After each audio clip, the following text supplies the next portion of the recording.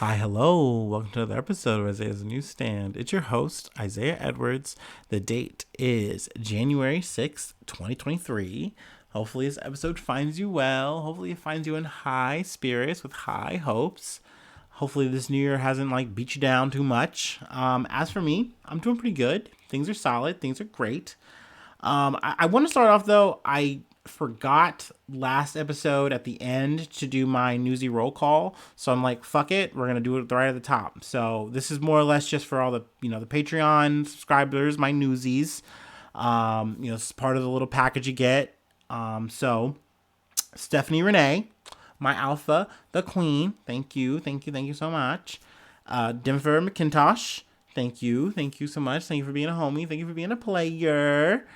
And also Haneen Salesh. I think I got your name right this time. I think I nailed it. I feel confident. I feel good. I feel strong about it. Thank you for being newsy. Thank you so much. Obviously, your donations keep this shit going, keep this shit flowing. So yeah, I really appreciate it. Really appreciate you guys. Mwah. But yes, back to me, the host. It's been good. I've been good. I've been pretty well. Work's been fine. I will say, food wise, I haven't gotten too crazy. I've had some conies. I had Arby's Wagyu beef burger again. I can't stop. Nothing too major, nothing too wild though. Actually, we can just go ahead and get into the news. I just want to hit it. I don't know what those noises were. Those, whatever. Let's see. Let's start with the Associated Press. We're going to do a little bit of Russia-Ukraine news at the top, as usual. Sitting ducks. Russian military flaws seen in troop deaths.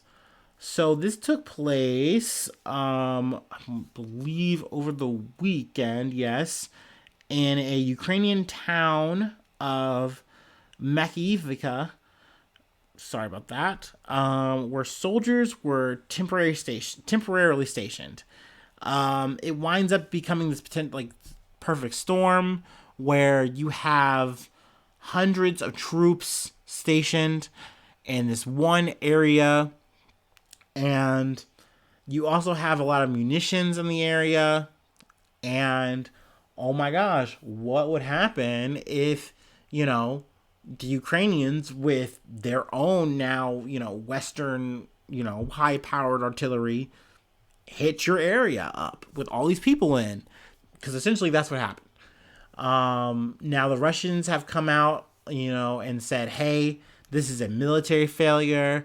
Essentially, we've been telling the troops that there's a cell phone ban. They've had their cell phones on. They're calling people and using them. And essentially they were geolocated with that. And that's why these people, these people died. These soldiers died. Now, that hasn't been confirmed by the Ukrainian side that that's how they did it.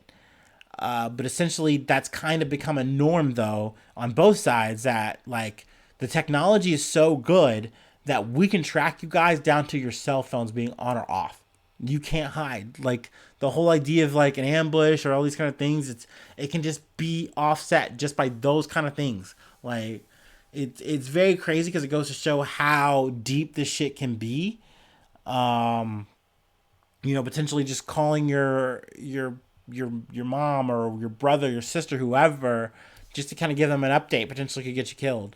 But granted, I mean, that's not, substantiated. Also, even the number isn't necessarily a hard lock either, as we've kind of been known to see with the coverage. The Ukrainians have gone as high as to say hundreds of soldiers have died, whereas you've kind of capped the Russian number at 89. They started, I think, at saying 63. But then, as a tally kind of became very visible, they were like, okay, at least 89. So, I mean, that's a big loss. It's also very embarrassing in a lot of ways. I've seen a big reaction that takes place when these incidents happen and there's loss on the Russian side. You'll see these Russian bloggers just pop off. They talk so much fucking shit. Like, how could this happen? How could, we'd be so stupid? How could this be allowed? Yada yada yada. And they start doing the whole armchair quarterback shit. They start becoming armchair generals. It's really weird that's allowed. But I guess it's like as long as they're being pro the war and they just want to see it done better, then that's kind of okay. Like there's a line and limit for that, I guess. Um, so that's like it's a real weird thing. Also, I've noticed this week, added talk in this article, and also I heard from the Daily. They talked a little bit more about the Wagner Group, which is like kind of like a paramilitary group. They don't necessarily, they're not claimed by Russia, but they are of Russia. I believe the man's name is Yevgeny Prigozhin. He is a Russian millionaire, or they just say a millionaire businessman with close ties to Putin. And he has spearheaded the Bakhmut offensive. So, AKA, they've had more involvement since the last we've kind of talked about them. I want to say maybe in March we've talked about the Wagner Group a little bit because they were like being like deployed there. Essentially a group that has done a lot of just dirty, grimy shit, like internationally. A lot of shit in Africa, just from the little bit I've kind of seen and researched, heard about.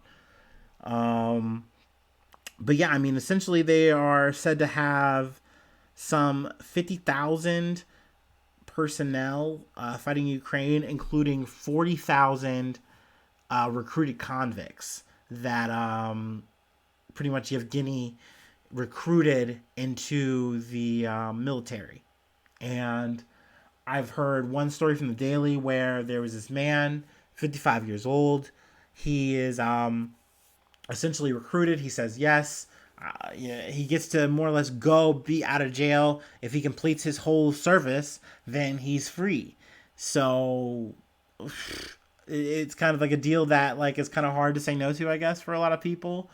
But his job, since he's not a trained fighter or anything like that, they said, okay, you're going to go in the dead of night, and when, the fighting dies down, you're going to go pick up dead bodies.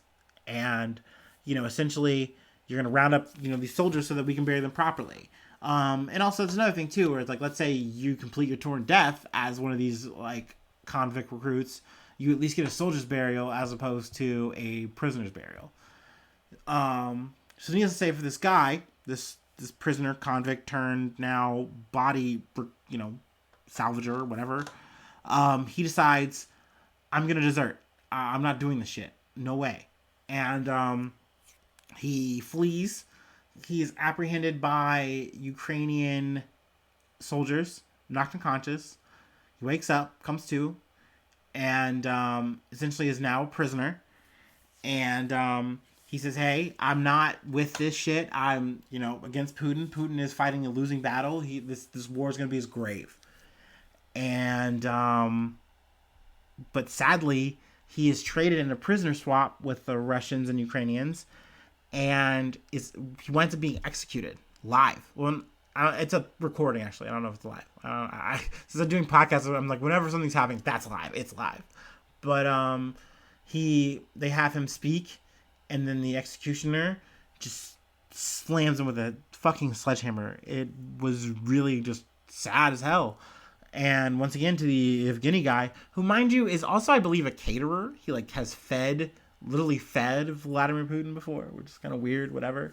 But he's like, yeah, this man betrayed his country, he betrayed his soldiers, and he got a fitting, execution for it. So, I mean, really just a really hard offensive that is now kind of set up in, Ukraine despite the winter. There really hasn't been much of a slowdown.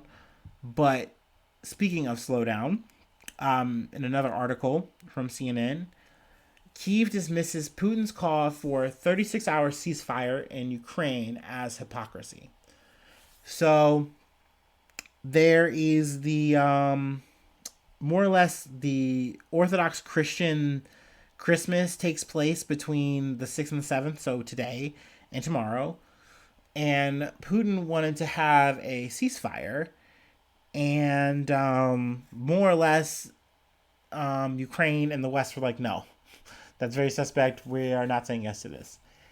And, they've continued operations. Doesn't look like they slowed down. Also, the Pope has called on, who is it?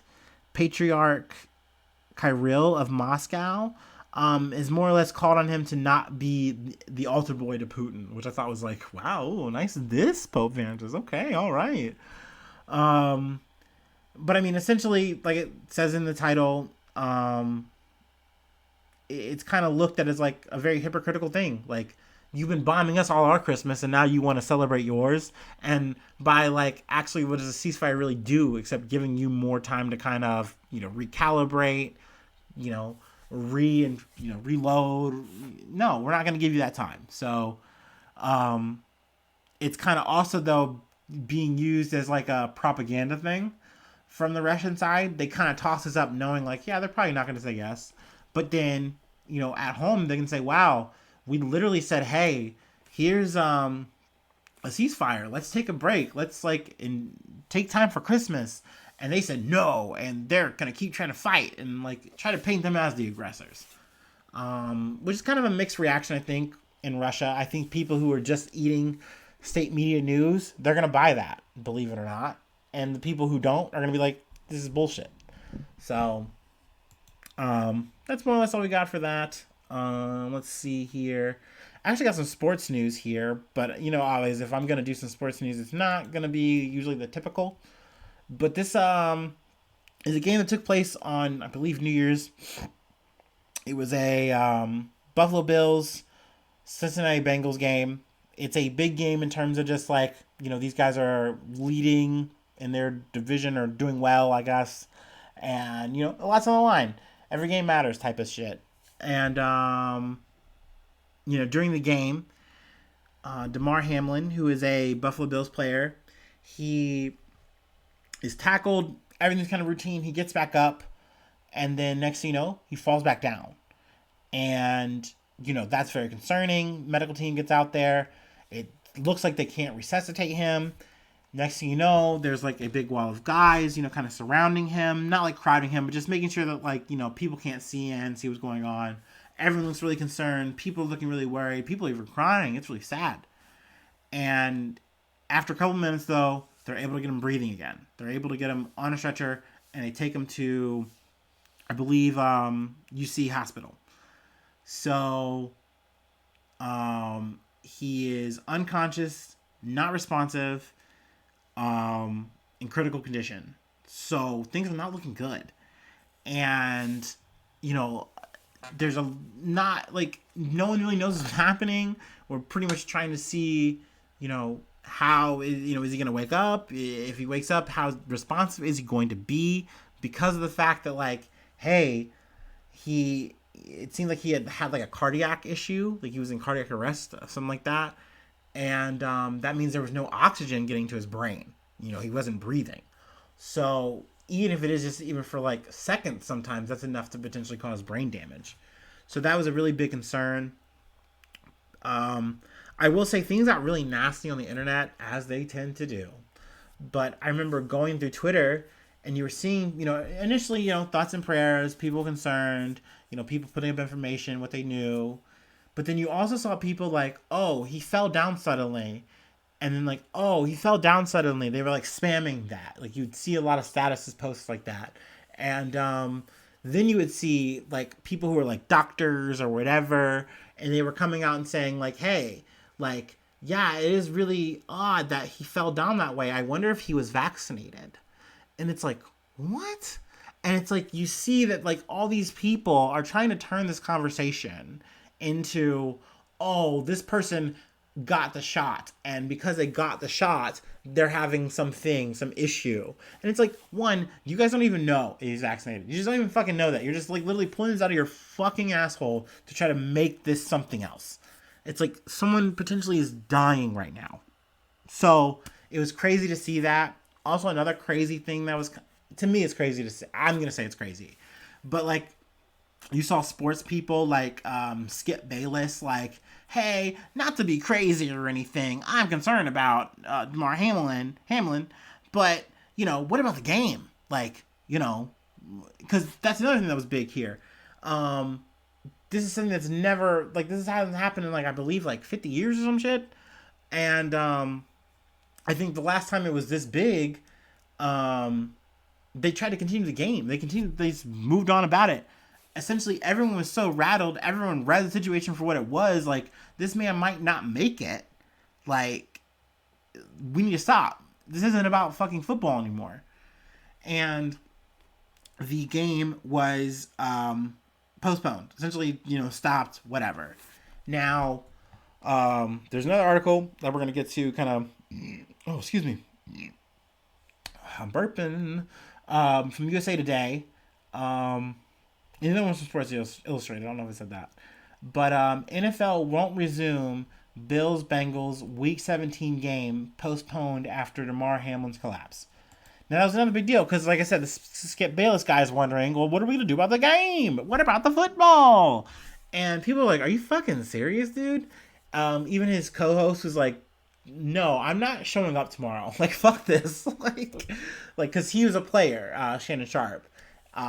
Skip Bayless is just some fucking white dude who's like, oh, I gotta, like, talk about sports. You gotta, are you good or you bad? You throw the ball right? I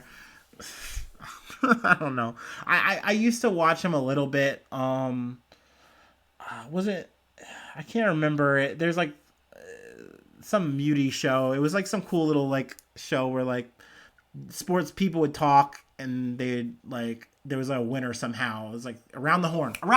I think he was on Around the Horn a couple times or something like that. I'm making it up. I get these guys confused. But he's been on ESPN or whatever, and he was making a football. Like, let's play football. Don't worry about it. I do think he was concerned. I think he kind of said it in a really shit way. But there are people who are more worried about the game in some ways, and that was kind of weird and eerie. But essentially that is going to get sorted out, even though they aren't going to... resume the game or, come up with a conclusion for that. They're just going to be down a game. They're going to work out some scenarios or some shit and see how it pans out. But to kind of put some good news at the end of this, I found out today Damar Hamlin has woke up. Not only has he woken up, he is also responsive. One of the things he had asked, and I think he still has the tube in right now. He still needs it. But, like, he's been, like, writing down and stuff like that.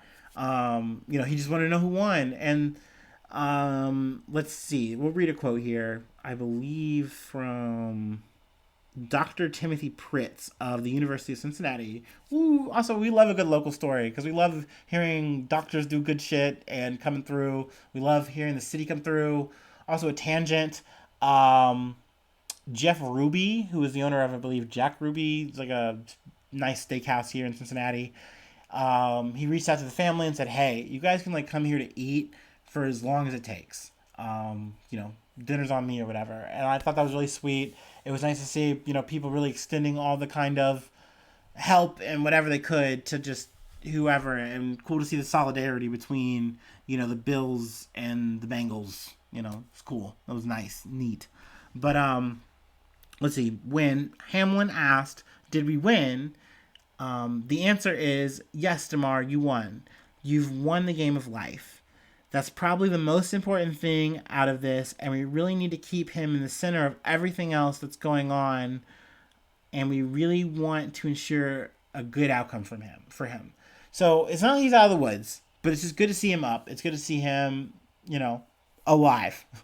Because my first time, hearing the story and everything, like I said, like, the whole idea of, like, no oxygen to the brain, that's scary. That's really fucking scary. So good to see him up. Good to see him, breathing and squeezing. He's got his, some of his reflexes. That's important. So, yeah, good to get some good news in the middle of the pod. Let's see, what else, though? I mean, yeah, there's more sports stuff talking about, like, potential hypotheticals. If you'd like to read the article or do that, by all means, you can definitely come back and let me know. I read it, but there's no point to really convey it. This shit is like math at the end of the day for me. It kind of makes my head hurt. But speaking of things that make my head hurt, let's go to Politico. And we're talking about politics, and I'm sorry about it. What's in McCarthy's emerging deal with conservatives and why it could work? Once again, we're gonna do some summarizing. There's a lot going on here. This is a very fluid situation, if you will. Essentially, House of Representatives, they were supposed to have a super easy thing to do on Tuesday. And, everyone, all the new elects are coming in, and, the minority or the former House Speaker was going to step down to the new House Speaker. It was supposed to just be super fucking easy. Formality voting. Like, hey, we all want this person to be the House Speaker. We all say, hey, all right, boom, boom, boom. Guy gets the gavel, or a woman, whoever. Pelosi just had it. Essentially, the man who was supposed to be that guy was the Republican leader, Kevin McCarthy. Now, I can give you a little bit of rundown from what I know about this guy. Learned a little bit of a crash course this week. Essentially, he kind of came in as a quote-unquote moderate Republican. Essentially is my favorite kind of politicians is a moderate. Because as much as I would like to think that that's what we all want, are sensible-minded people who are going to, like, reach across the aisle and do the thing. Essentially, these guys are usually the most Weasley motherfuckers in the game. And Kevin McCarthy has not disappointed, apparently, according to his career. He kind of aligned himself, initially to be like kind of like an underling of John Boehner, once again, or Boehner. I think we call him Boehner around here. Once again, being local again, Ohio shit. But he was the Speaker of the House at one point, or whatever. And he was working under him, essentially kind of like riding in the wings, essentially trying to become that guy in the future.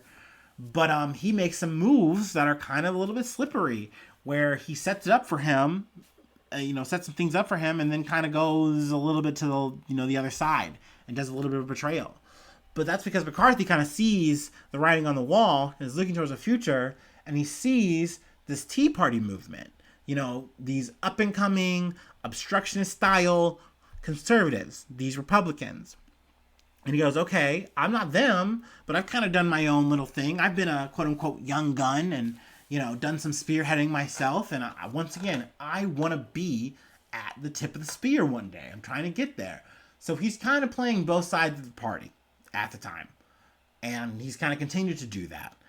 Even you see another opportunity where he does this, or window where he does this, during the January 6th shit. And he comes out pretty against Donald Trump's actions. He should have spoke up. He should have done something sooner.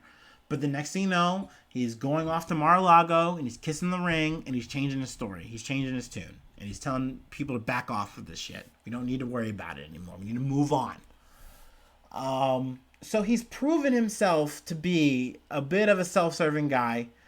Kind of getting along to get along. And he's ruffled some feathers along the way. Also, going back to those Tea Party people, he's ruffled their feathers along the way, kind of with some of the stuff he's done. Like I said, I just did a couple of highlights, little dip dabs. But, I mean, this is a very fluid thing, and you make a lot of relationships, and you break a lot of relationships as you go. So, here we are, on Tuesday. Something that's supposed to be easy peasy, lemon fucking squeezy, is somehow not.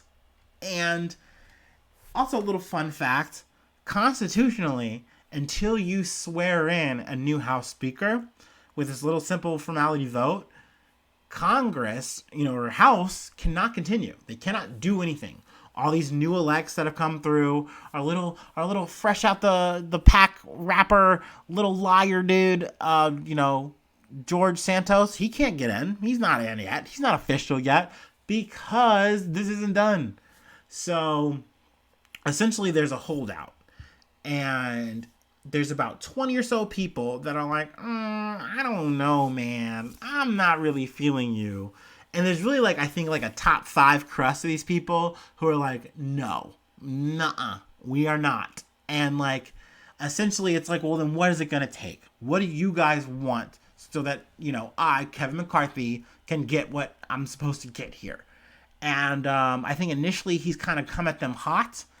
And allegedly there was swearing involved, and that solidified people to be even against him. And essentially there's just been this back and forth, so much politicking, and it went from 1 time to 2 times to 3 times. And after the 3rd time they're like, Okay, let's take a break, which is already a big deal. Like, this is, once again, like I said, it's supposed to be a formality, a 1 day affair. We're not going into day 2. This hasn't happened in, years. And at the time, they're like, yeah, this hasn't happened. Like, this could get as bad as, like, I guess, what happened in the, like, Civil War era, like, 100 years ago. Some shit. Where, like, people were holding out and, like, they couldn't come to a consensus. But essentially, it was looking so bad because now we're going into day 2. We're looking at the fucking numbers, vote after vote after vote. These 20 people are holding out. Now it's going up to 21. Now people are like grandstanding, picking other people along the way. Oh, we should get this guy, that guy. Also, meanwhile, on the other side of the aisle, the Democrats are just cheesing. They're just like fucking grinning ear to ear because naturally, this is the Republican-led House making asses on themselves in the first fucking week, shitting the fucking bed in front of everybody. Like, just day 0. Awesome. Love to see it. It actually looks so bad that, like, the Democrats are just rallying around Hakeem Jeffries, who is the minority, and they're like, yeah, you should do it. You should be the vote. And he's getting more votes than fucking McCarthy. And, like, there's alleged suspicion, worry, fear that this could go to another place where instead of voting for just within this party, more or less, like, we say, no, tally everyone's votes. And in that way, it would potentially go to Hakeem Jeffries. The minority leader would become Speaker of the House, which is just like, what the fuck? No, let's go crazy. But essentially, they're saying that Kevin McCarthy is so odious that they would rather. And, I mean, there's a lot going on here. They go into the guts in this article. I really don't even want to get into the weeds about it, honestly. This is subject to change. Like I said, I just given you 2 days. We're now on Friday. They have wrapped up yet again, I believe, for the 12th time. This motherfucker still hasn't won. And each time, he's just sitting there. And he takes the L, and him and his little team just go to work. And they're like, what do we need to do? And they go into little offices or whatever downstairs, and they do some talking, do some working, and they keep working at this shit. And I think they're saying the news more or less, especially from here, is like, oh, we're getting somewhere. We're turning people around. The question is going to be at what cost? Essentially what they're saying is like they want either they want to make it so that they can have any one member can vote to have a re-election on this issue at any given point, which is something that initially McCarthy did not want to budge on because that's crazy. Essentially, that's just going to make this more chaotic down the road. And then even within the Republican Party in the House, they're having this conversation. But wait, what? Let's say we give him. Let's say he says yes to us on this. Then guess what? The Democrats can do this too. This is not going to help us. And McCarthy's like, look, dude, let it rot. We'll worry about that later, sweetheart. Once again, paraphrasing. I wish McCarthy talked like that. But really, though, he is like trying to take this on the chin as best as he can. He's really trying to keep a brave face about this. L after L after L after L after L. And God, I love it. Because fuck both parties at the end of the day. Obviously, I'm a liberal-leaning guy. But that's only because I like leftist ideals. Like, at the end of the day, though, when it comes to politics in America, leftist ideals are just used as commercial taglines to get you to vote. At the end of the day, you're just going to see people like Joe Biden run the country, and nothing's going to really get done. But we'll talk more about that on another episode. We're going to get a little bit international now again. Let's see. We're at CNN, and we're talking Mexico. Mexico prison attack kills 14. Dozens of inmates escape. So this took place Sunday. At least 14 people died in a brazen armed assault on a prison in the Mexican border city of Juarez on Sunday. Let's see. 10 security guards and 4 prisoners were killed and 13 were injured. So, and then also, like it says, dozens of inmates were also able to get away. 24 prisoners escaped. Let's see, the incident began around 7 a.m. on Sunday when gunmen in armored vehicles arrived at the prison and opened fire on security personnel. I think it's alleged, it's thought that like potentially a branch of the cartel, like the Sinaloa cartel, might be involved. I mean, it could also be the Juarez cartel. I mean, it's no one knows exactly, or at least I haven't gleaned that from this article or anything I've heard. Um, who was the direct cause of it, but essentially just a big event that took place, and I was like, damn, Mexico's popping off. That's a big deal. But then to close out the week, there was another big development in Mexico from the Associated Press, and we are going to take our break before we close out on this one.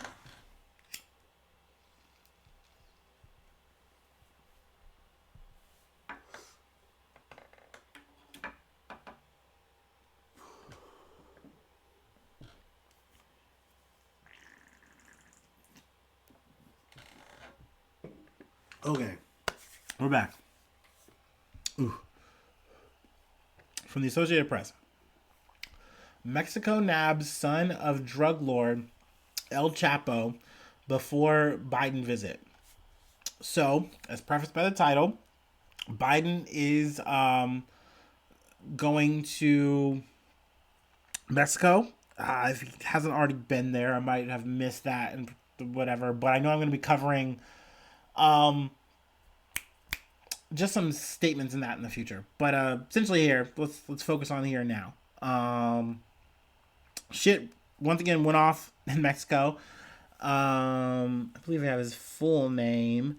Olivio not Olivio. Ovidio Guzmán, who's also known as Mouse, who is the son of El Chapo, who is, Joaquin El Chapo Guzman. El Chapo is a person who was doing some shit before I started this podcast. I really wish I was definitely recording during some of those times.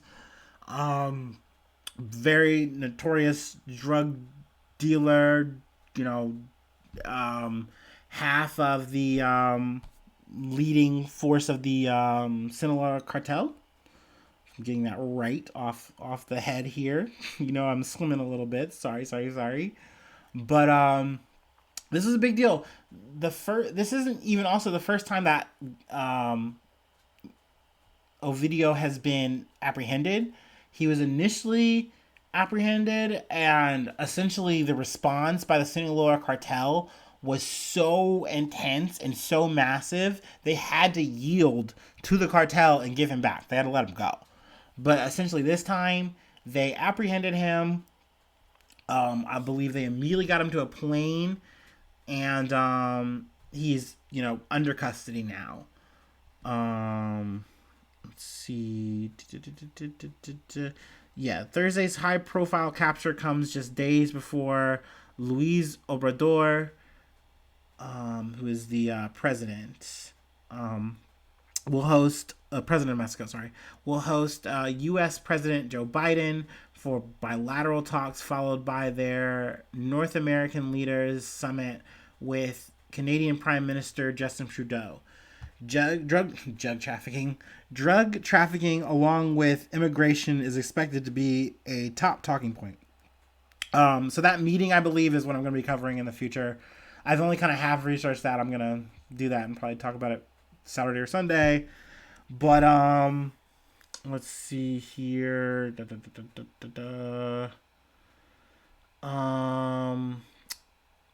Let's see. Washington, D.C. accused the younger Guzman of conspiring to distribute cocaine, methamphetamine, and marijuana in the United States. Also, if you're thinking, well, isn't marijuana more or less more legal in the U.S.? And it's it is definitely getting there. Knock on wood, we're going to get there all the way someday sooner than later. But sadly, cartels still make a use out of selling like black market marijuana. Essentially, like it still works as like a fuel for like narco whatever. It's still a drug that they can make money off of. They make more money off of other things. I mean, fentanyl is way higher of a sell for them, but you know, sometimes marijuana will do, and they will even make like they'll take over like grow farms that were supposed to be legal or what have you, or like grow next to them or what have you, and run their own operations illegally. So that's been stories I've heard. Granted, once again, I try not to delve too deep into those because I feel like those can be kind of used as propaganda by people to be like, well, see, this is why weed's always going to be bad. Marijuana's always going to be bad. It's like, no, you just need better regulation. You need to be more on your shit. But let's see. Maybe not even more. So much better. But the CDC said last July that more than 107,000 Americans had died from drug overdose. Okay, that's just like opioid facts and stuff to kind of relate to the severity of what they do. Also, there was, once again, retaliation. Cartel members set up 19 roadblocks, including a Saluycalian airport outside the local army base, as well as points of access to the city of Culiacán Sandoval said. But the Air Force was able to fly Guzmán to Mexico City despite their efforts, and he has been taken to offices of the Attorney General's Organized Crimes Special Prosecutor. Now, the U.S. really wants him extradited as soon as possible, and I thought that was going to happen soon, but as of today, I have not heard an update. They've said no. But also I read here too, this is from CNN, that 29 people also died, I believe, in this whole kind of exchange up until Friday. So obviously that's sad to hear that there was like such a brutal aftermath. But yeah, this was a mixed bag, huh, y'all? A little bit of good, a little bit of bad. Thank you for tuning in. Once again, shout out to all my newsies. If you'd like to become a newsie, I can show you the way. Patreon.com, so that's Isaiah News. Essentially, once again, that gets you on that roll call. You can also, if you want to plug anything, I will plug it on the podcast for you. Whether it be news, whether it be your own brand, your own thing, whatever, we can set that up. And then also gets you Discord access, and it gets you access to bonus episodes that I work on. Typically I will get a bonus episode out in the week, and it's available via Patreon and YouTube. It's private, very select. But yeah, also there's a free way to hit me up, isaiahnews1@gmail.com, and I'm active on all the socials that are, decent, I guess, workable, Facebook, Twitter. You can generally find me or the podcast and, hit me up there. But hopefully I see you soon for some more good news. I love ya. Bye-bye. Mwah.